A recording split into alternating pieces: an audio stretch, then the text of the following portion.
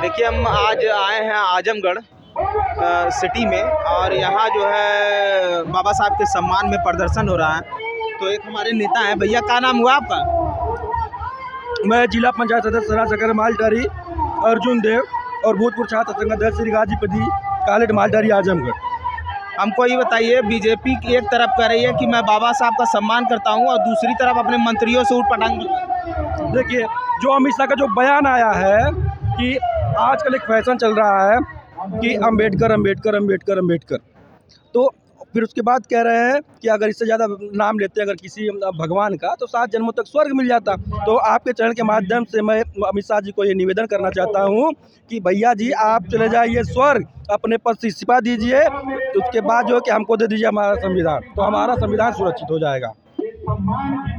मोदी जी कह रहे हैं कि हम ओबीसी समाज से आते हैं, संविधान का पूरा सम्मान करते हैं, लेकिन दिखाई नहीं दे रहे। देखिए, मुँह में राम बगल में छुरी, ये नहीं चलने वाला। देश का बहुजन समाज जागरूक हो चुका है और उनसे उनके भारतीय जनता पार्टी के जो अम्बेडकरवादी नेता है वो भी नाराज़ है। चाहे जितने लोग हैं सारे लोग नाराज़ है। आज बहुजन समाज पार्टी के जो बहन कुमारी मायावती जी के एक आह्वान पे देखिए आज पूरे जिला जाम हो चुका है। मैं आपको ये बता देना चाहता हूँ कि अगर जब तक अमित शाह जी इस्तीफा नहीं देंगे तब तक ये लड़ाई रुकने वाली नहीं है। अभी तो ये अंगड़ाई है, आगे और लड़ाई है जब तक इस्तीफा नहीं देंगे।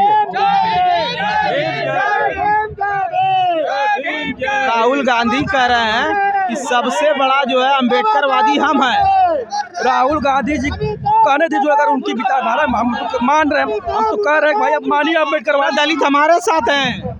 नहीं, दलित उनके साथ है कि बहन जी के साथ है तो बाद में डिसीजन होगा ना, लेकिन अभी जो हमारी लड़ाई है उसमें आप खुल के आइए, लड़ाइए तब समझ में आएगा कि आप हमारे साथ हैं। इसके पहले जो सुप्रीम कोर्ट का जजमेंट आया था तब राहुल गांधी नहीं दिख रहे थे।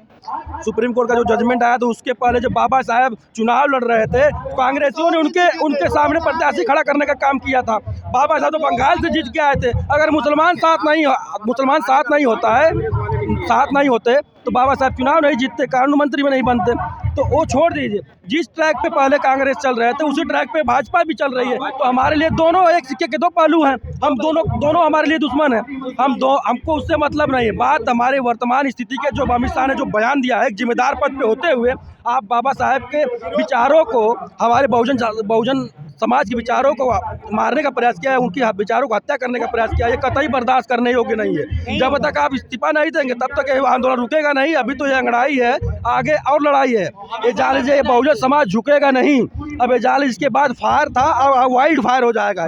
स्वर्ग चाहिए संविधान, हमको जो है कि संविधान चाहिए। मैं आपके चैनल के माध्यम से एक बार फिर कहना चाहता हूँ कि अमित शाह जी को स्वर्ग में सजा धजा के भेज दीजिए, हमको हमारा संविधान सुरक्षित कर दीजिए बस।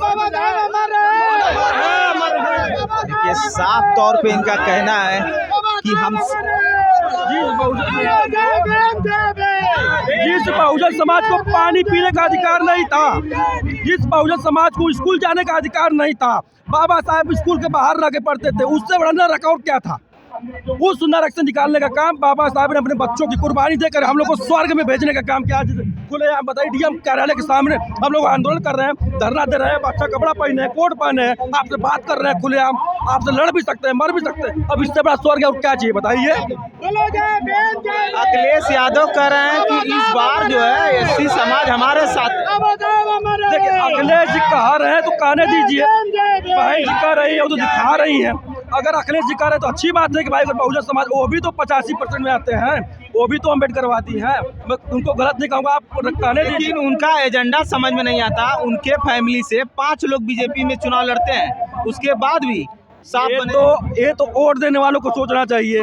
एक भाई बीजेपी में, एक भाई सपा में, ये तो वोट देने वालों को समझदारी चाहिए ना कि भाई एक भाजपा में है, जीजा उनका भाजपा में है, और जो है कि हम खुद हमारी पार्टी संगठन सपा है, तो भाई उनके ही घर के लोग भी लोग कहते हैं बीजेपी की टीम है बीएसपी। देखिए, ये बीजेपी की रणनीति है। ये बीजेपी जानते हैं कि देखिए सपा के पास बेस वोट 11% बस सपा के पास, और बसपा के पास बेस वोट 20%। उनको ये पता है जब ये अपोजिट में प्रेजेंट करते हैं सपा को कि 11% वो 20% मुस्लिम 29% ना हुए, और बसपा के बाद 20% दलित और 20% मुस्लिम। जिस दिन अपोजिशन में बसपा को दिखाने लगेंगे तो 40% हो जाएंगे हम लोग। उसी दिन हमारी सरकार बन जाएगी भाजपा बाहर हो जाएगी। मतलब बीजेपी बहका रही है, सपा बहका रही है। मतलब बीजेपी बहका रही है, बीजेपी बहका रही है और लोग बाहर